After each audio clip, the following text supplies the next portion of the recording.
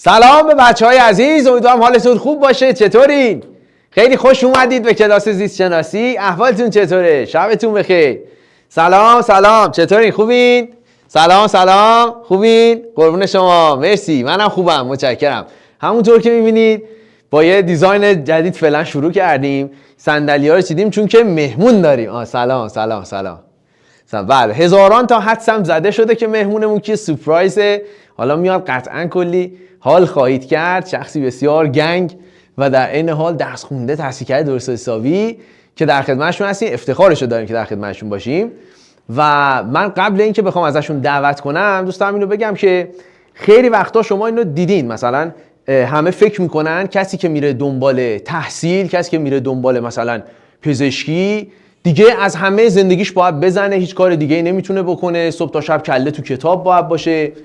و این دیدگاهی که معمولا عموم مردم در مورد تحصیل در رشته‌های این مدلی مثل پزشکی و اینها دارن.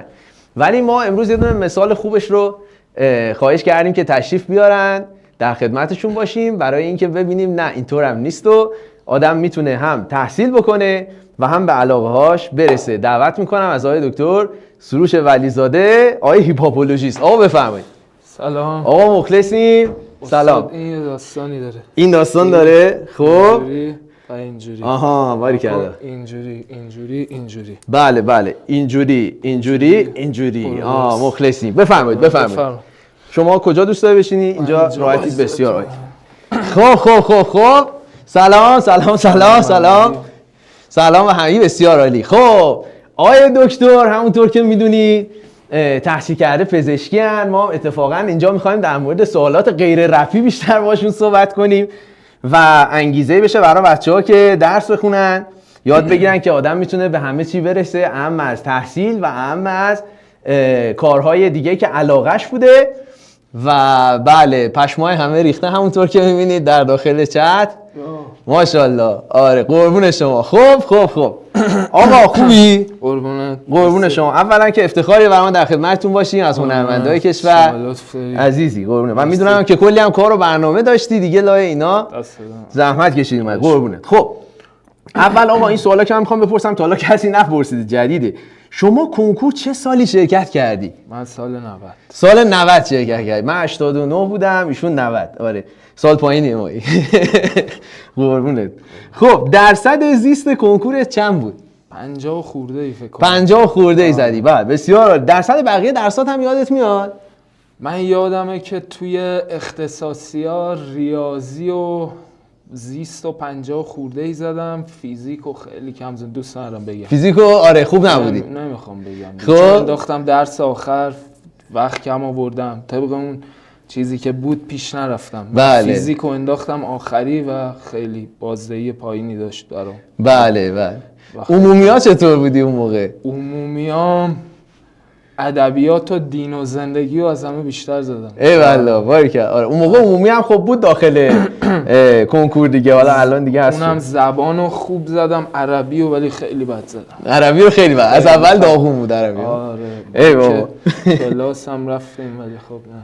کلاس هم رفتی نشد. اتفاقا می‌خواستم همین رو بپرسم که کلاس کنکور درسی رفتی؟ کلاس کنکور من زیست شناسی و دوم و سوم میرفتم. اشتباه کردم پیش دانشگاهی نرفتم به خاطر اینکه اون در معرض قرار گرفتن و اون کار گروه کردن. مخصوصا ما که از عید به بعد دیگه مدرسه‌مون هم تعطیل شد و فکر می‌کردیم این به نفعمونه. یعنی من خودم فکر می‌کردم اینجوری بهتر باشه ولی از اون نظم خارج شد. درسته. صبح بیشتر می‌خوابیدم یه مقدار. از درس جدا شدی؟ جدا نشدم ولی اون برنامه‌ای که قبلش بود و داشت طبق روال پیش میرفت، من فکر می‌کردم اگه تعطیل بشیم بهتره برای درس خوندن، ولی رو من یکی اینجوری نبود. اون استمرار کلاس‌ها و کارهای گروهی و همدیگر رو میدیدیم بیشتر تاثیر داشت. بله بسیار. حالا هی ما میگیم بذارین درس رو ادامه بدیم تا فروردین، هی بچه‌ها میگن زودتر تمومش کن. هی ما اینو میگیم.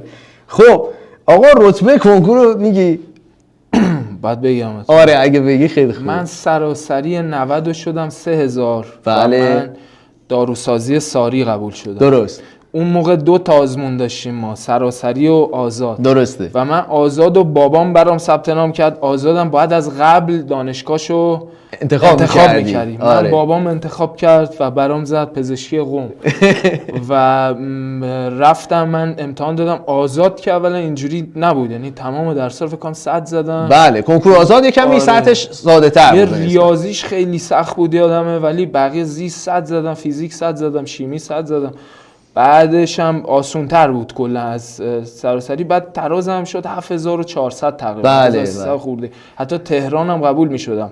و اینجا 2 راه داشتم. حالا نمیدونم الانم پشت کنکور میشه 1 سال موند. الانم میشه، آره میشه 1 سال. خیلی‌ها به من میگفتن 1 سال، خودم هم میخواستم که 1 سال بمونم، ولی یه سری رفیقی داشتم که میگفتن مثل شما که میگی سال بالایی‌تر، میگفتن آقا ما نشستیم رتبمون بدتر شد. حالا آره. این یه همیشه لیوان یه نیمه پر داره یه نیمه خالی هم داره. آره. من به حرف اونا رفتم ثبت نام کردم، ولی خب راضی نبود چون بچه شمال بودم و اون آب و هوا و اون سیستم کلا یه مقدار از لحاظ جغرافیایی و آب و هوایی برام سخت بود. به خاطر همین گفتم دوباره بخونم. بله. شاید نشد. برای سال دوم یا چیکار کنم که حالا تونستم انتقالی بگیرم. اول اومدم تهران، بعد از تهران اومدم تونکابون بودم. بله. تقریبا 5 سال و نیم از درسمو تونکابون. بیمارستان اینا رو تو تونکابون شد. همش تو قبلش هم تونکابون، تقریبا دانشجو تونکابون بودم. درسته. آره، ولی اوریجین اونجا بود دیگه، اینسرشنش شد دیگه. بسیار عالی. خیلی آقا شما رپ از کی کار می‌کردید؟ اینم بین حرفت بذار بگم که بفهم. شهر تو دانشگاه خیلی مهمه. یعنی محیط دانشگاه با محیط دبیرستان زمین تا آسمون با هم فرق میکنه. بله. و اینکه شما تو چه شهری هستی، جدا از اینکه دانشگاهش چه رتبه‌ای داره، خب به هر حال میدونی اون شهر خیلی مهمه که کجا باشه، متناسب با روحیات شما، حال و هوای شما، شرایط جغرافیا، همه چیز باشه دیگه. خلاصه آره اینم گفتم بگم که بله بسیار اگه میخوام. یکی دیگه هم این که کلا الانم آزاد و سراسری و بین الملل هست الان. آره ولی اینا همش متمرکز شده، یعنی کلا یه کنکور میدن از بین کلش انتخاب میکنن. آره. چون مثلا خب حالا سطح رفاه خانواده ها با هم دیگه فرق میکنه، ولی شما هر چقدر اصلا بگو جزء در واقع دهک بالا چی میگن، جزء افراد متمول جامعه هم که باشی، وقتی که داری مثلا دانشگاه بین الملل درس میخونی یه مقدار قدرت اقتصادی خودت میاد پایین. درسته. مثلا من تو دوران دانشجویی چون دانشگاه آزاد بودم، مثلا من شعر میفروختم، بیت میزدم، میفروختم، متن انگلیسی میتونستم ترجمه میکردم، هر کاری میتونستی از دست در نمیکردی. آره دیگه به خاطر اینکه ما هم از همون اولش تدریس کردیم. منم از موقعی که رفتم دانشگاه در کنارش تدریس کردم. منم اتفاقا دوستام که این مسیر رو ادامه دادن از تو دوران دانشگاه یعنی مشاوره میدادن و تو بله. بسیار عالی. خب پس رپو شما از کی شروع کرد؟ قبل دانشگاه بود یا از اون موقع؟ رپو من اول راهنمایی بودم، حدوداً میشه مثلا گفت 10 سالم که بود، سال میتونم بهت بگم 81 اینا. من یه سری اولی آهنگی که گوش کردم یه موزیک ویدیو امینم بود، Cleaning Out of My Closet. بله. بعد این یه روپوش سفید پوشیده بود داشت قبر میکند، منم روپوش سفید رکابی سفید، منم میپوشیدم جلوی آینه برای خودم رپ میکردم و اینو میدیدم. یعنی راهنمایی پس راهنمایی. آره اومدم جلو تا دیدم که واقعیتش خب من اول دبیرستان اون موقع اول دوم سوم پیش بود دیگه، دهم یازدهم دوازدهم. آره من خیلی درسم خوب بود از دوم دبیرستان که دوباره رپ بیشتر میکردم. و مثلا من یه همکلاسی داشتم دوم دبیرستان، یه عکسه هست اون استاد آپیکو منو با چند نفر دیگه. اونجا من دوم دبیرستان بودم. من اونجا حالا نگم که یکی از بچهای کلاس میخواست برای دوست دخترش یه آهنگی کادو بده. به من گفت یه آهنگی بساز. که من به اسم اونو مثلا بیت آخرش میگفتم همه روزای سهیل شده تاریک، مثلا به اسم اون سهیل شعر نوشتم. آره. یعنی اینجوری تا دیدم سوم دبیرستان این یه مقدار باعث افت تحصیلیم دیدم داره میشه. به خاطر همین من از وسطای سوم دیگه کلا موزیکو گذاشتم کنار، بیشتر برنامه ریزی کردم، بیشتر سفت‌تر چسبیدم، چون خب رپ موسیقی همیشه هست، قرار نیست نابود بشه، ولی کنکور یه باره توی 18 سالگی. پس من اون موقع به خودم فکر کردم، گفتم الان دیگه وقت این نیست، وقت اینه، چون میخواستم واقعا که پزشکی قبول بشم، یعنی دوست داشتم که قبول بشم. خب بسیار عالی، خیلی خوب. آقا شما مثال زنده این هستی که میگن پزشکی بخون در کنارش علاقت هم ادامه بده. دیدی ماما بابا آدم میگن شما برو پزشکی بخون کنارش به علاقت هم برس. به نظرت کار رپ بهت کمک کرده بتونی پزشک معروف‌تر پرطرفدارتری بشی؟ جفتش رو هم یعنی روی همدیگه تاثیر میذاره، پزشکی روی رپ روی پزشکی، و کلا به نظر من تحصیل تو دید آدم فرق میکنه. دانشگاه دایره روابط اجتماعی آدم رو میبره بالا. هر چقدر شما بیشتر بدونی، بیشتر مطالعه بکنی، تاثیر داره روی، چون به نظر من 2 مدل آموزش وجود داره. یه مدلش که مال آدمای کله شقه، حالا تا یه حدی همه ما ببخشید همه ما داریم که امتحان میکنیم شکست میخوریم تجربه میگیریم، امتحان میکنیم شکست میخوریم تجربه، ولی خب این خیلی دمیج زیادی برای آدم داره. اینکه آدم مطالعه بکنه، بشناسه در واقع چیزایی که توی مسیرش هست و بهتر میتونه که مقابله بکنه با سختی‌ها، با مسائلی که براش پیش میاد. واسه همین من اگر پزشک نمیشدم فکر میکنم که رپم به این جایگاه نمیرسید. درسته، بله بسیار. در مورد دوران تحصیلت گفتی که از سوم که رسیدی، که اون موقع سوم میشه مثل 11ام الان ما بچه‌ها، خب از اون موقع دیگه تقریبا سعی کردی رپو کم کنی بری سراغ درس که بتونی اون یک بار رو از فرصت تو کنکور خوب استفاده کنی. زمان شما باید روزی چند ساعت آدم درس میخوند بتونه پزشکی قبول شه؟ خب این میزان مطالعه تو آدمای مختلف با هم دیگه فرق میکنه و بازم مطالعه مفید فرق میکنه. من یه زمانی اومده بودم ساعت مطالعه‌ام تو اون دفتر برنامه‌ریزی دیدم اون اصلا متناسب شخصیت من نیست. چرا؟ چون من کتابو جلوم باز میذارم ولی به 1000 تا چیز دیگه دارم فکر میکنم. یعنی مطالعه‌ام غیر مفیده. و واقعا مادرم تو خونه برای من مثل یه روانکاو، مثل یه روانپزشک بود. مثلا بهم کمک می‌کرد، چون یه مقدار بیش فعالم بودم، بهم کمک. مثلا یه راهکاری که اون موقع داشتم مادرم بهم گفته بود، من چون خیلی فکر میکردم، کتابو جلوم باز میکردم، افکارم خیلی پرواز فکری میکرد. دقیقاً. بعد مامانم بهم گفت اون چیزی که داری بهش فکر میکنی و اونو به انتها برسون اون فکر رو، بعد یه کاغذ بذار کنارت، اون کاغذ رو بنویس، اون فکر رو روی اون کاغذ بنویس، سری بعدی که داشتی فکر میکردی حواست باشه دیگه به اون فکر نکنی، اون برات تموم شد. ذره ذره تونستم که دستتون در نکنه، ذره ذره تونستم که تمرکزم ببرم بالاتر، مطالعه مفیدتر بکنم، ولی مثلا نرمش 5 ساعت شاید 4 ساعت بستگی داشت، زیاد و کم میشد، ولی تقریبا توی همین.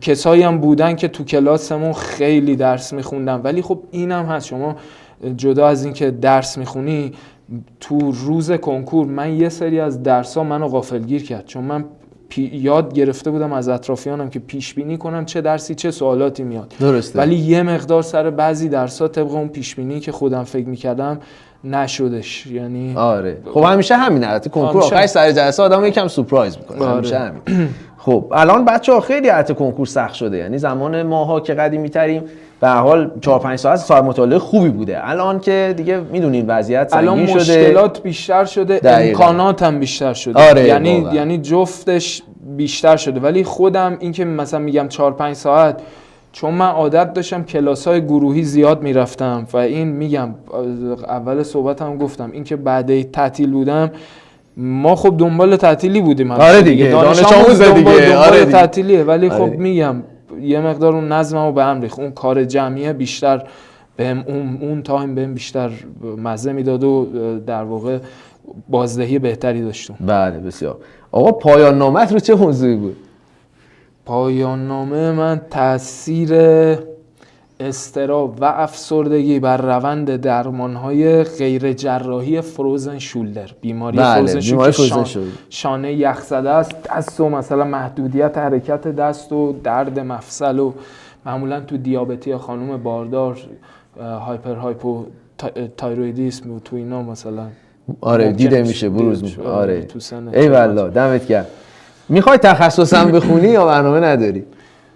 دیگه قسمت بود تخصص شد هیپ هاپ دیگه. بله دیگه هیپاپولوژیست شدی دیگه. آره دیگه هیپاپولوژیست شدی. ولی خب اینم بگم یه موقعی اگه دیدم که علمم، سعی میکنم مطالعه داشته باشم، چه کم در طول روز داشته باشم که اون علم برام تو ذهنم بمونه دیگه.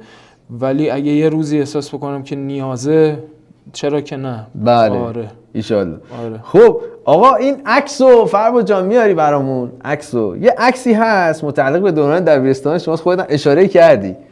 حالا تا عکس من میارن شما بفهمید بکنید.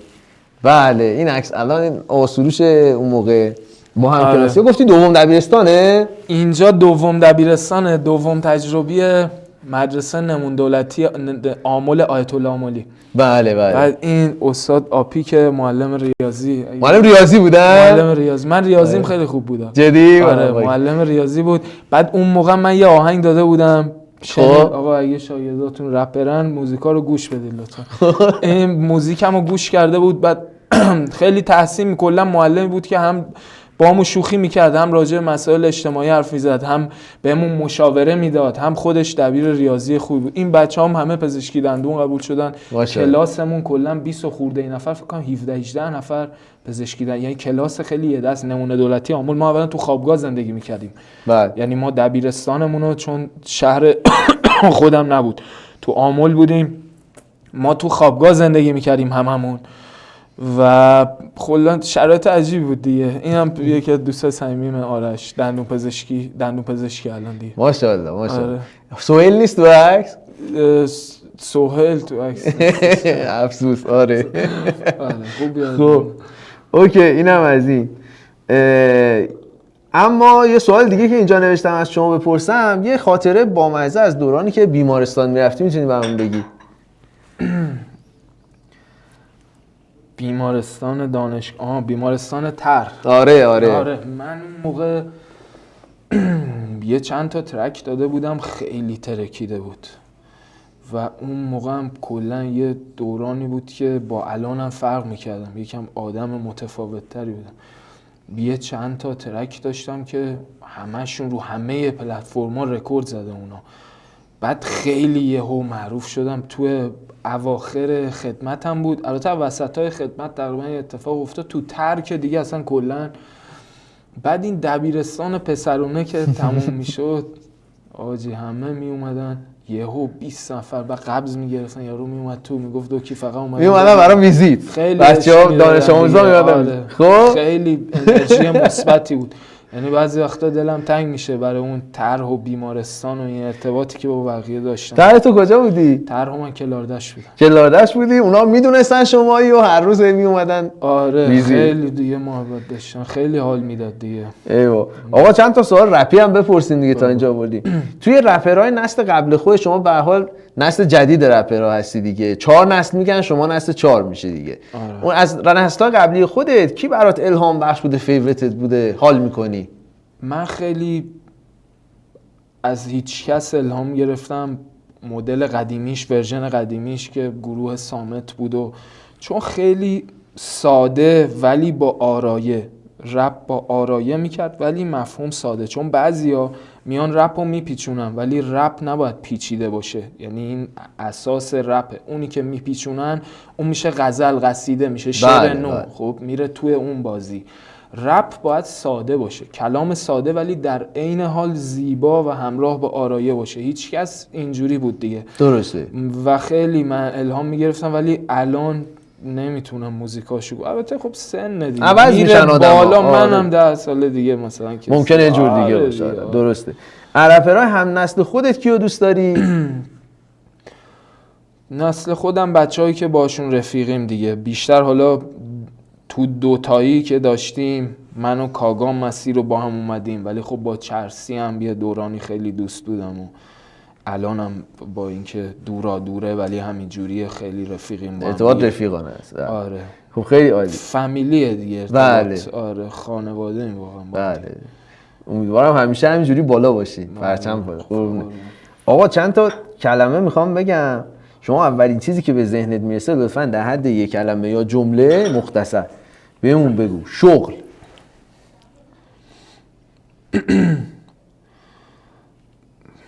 یک کلمه یا یه جمله. من چون همیشه کاری که علاقه داشتم و انجام دادم، چه پزشکی چه رپ، چون به نظر من آدمی که علاقه به یه کاری داشته باشه هیچ وقت خسته نمیشه. مثل فوتبال بازی کردن مسی میمونه. آره. مثل مهدی قائدی میمونه، هر بار توپو میگیره من یعنی علاقه اگه یک کلمه بخوام بگم، حالا بله 10 تا جمله گفتم. بله بسیار. سال کنکور. سال کنکور واکسن آنفولانزا من نزدم، زیاد آنفولانزا گرفتم. ای بابا. اشیکاگان. بزرگمرد کوچک. بزرگمرد کوچک. رؤیا.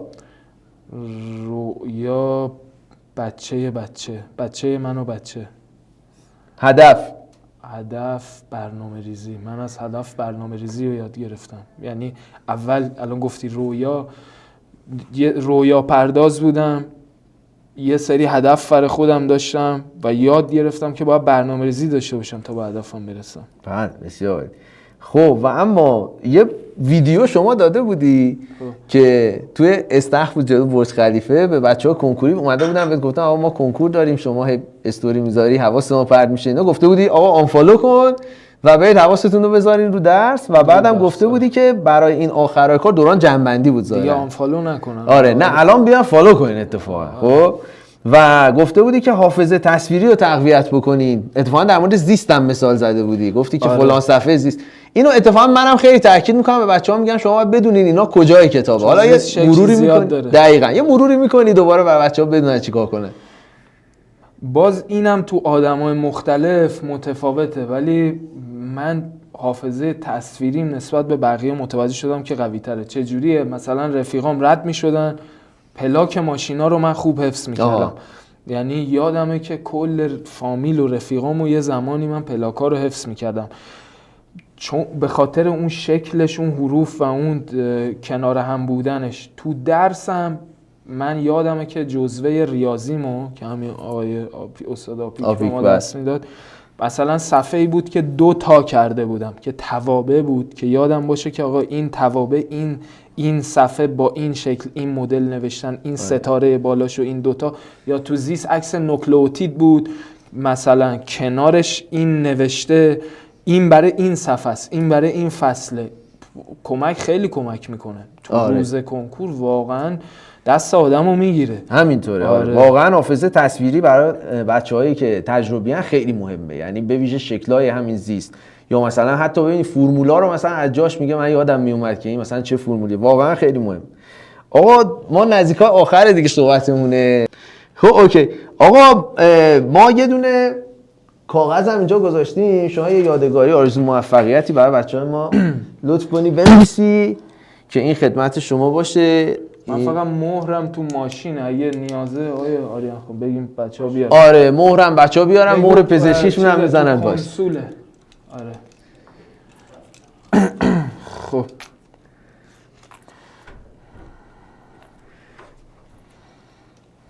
اینم دیگه میمیسم برای شما که آرزو موفقیت بکنن. من ازشون هم خواستم که حالا در نهایت آخرش که میخوایم باشون خداحافظی بکنیم بهتون بگن که برید سرچون بکنید تو کتاب درس بخونید. من قبلش باشون هماهنگ کردم توصیه به درس خوندن به بچه‌ها بکنن. بله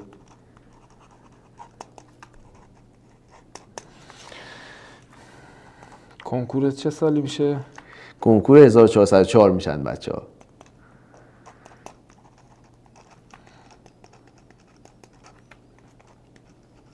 نه همه بچه‌ها تجربی هن دیگه. آره همه بچه‌ها زیستن، تجربی هن. ماشاءالله. و امضا نسخه ای ها. آره. ماشاءالله. دو تا امضا دارم ولی این امضای نسخه ایه. بله بسیار. اینو من میگم که بچه‌ها بعدش این بذارن عکسش رو تو پنل براشون که داشته باشن. توی جزوه‌های همین جلسه‌مون ما اینو میذاریم که دیگه یادگاری آقای دکتر برای شماست. ان شاءالله که رو سیاه نشین، رو سفید بشین. یه کاری بکنین که خلاصه درس بخونیم و نتیجه خوب برسیم. بله حتما. آره لطف کن یه صحبت دلی هم براشون بکنی. بچه‌ها همشون ببخشید یعنی کنکوری ان یا بچه‌ها کنکوری ان، ما لینک دادیم ممکنه دهم یازدهمیان باشن. دهم یازدهمیان بیان دیگه. آره هیچ چیزی ناامیدتون نکنه. البته من شاید در جایگاهی نباشم به بچه‌های شما بخوام نصیحت بکنم، من خودم کامل نمیدونم که بخوام به کسی چیزی بگم، ولی هیچ وقت ناامید نشو. همیشه ایمانی که به خودت داری و همیشه داشته باش، حواست باشه که تمام قدرت ها اینجاست، از اینجا نشأت میگیره.